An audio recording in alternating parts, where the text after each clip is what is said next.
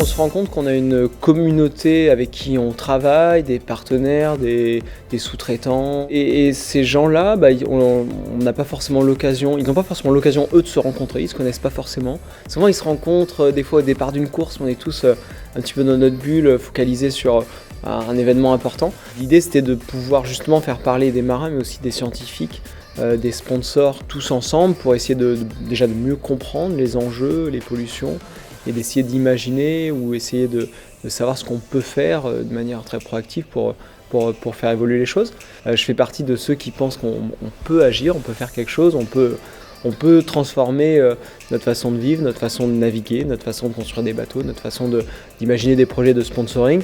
J'ai trouvé ça très très intéressant en fait, ce regard croisé en fait, qu'on avait justement entre celui du scientifique qui est derrière ses éprouvettes ou va sur le terrain pour aller chercher des échantillons et après les regarde, et puis celui du navigateur qui lui en fait les vit ou vit l'océan au quotidien.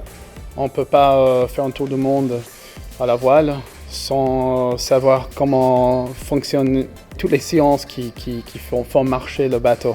Aujourd'hui, on commence un superbe partenariat avec Merconcept. Ils nous aident à bâtir des bateaux, à trouver qu'est-ce qui se passe avec des foils, comment ça marche, comment améliorer le bateau et tout ça. Moi, je suis super fier qu'on ait pu les recevoir ici, c'est un honneur immense.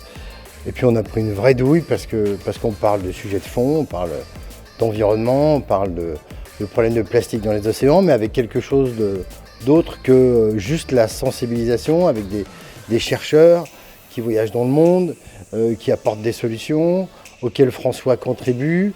On est sur le fond, on est sur le contenu, on est sur les solutions. Et je trouve ça assez fabuleux que quelqu'un comme François, qui est évidemment un passionné de bateau, un passionné de technologie et d'innovation, puisse consacrer du temps, de l'énergie à faire se rencontrer des gens pour trouver des solutions pour la planète. Je dis chapeau, moi j'ai passé un moment fabuleux.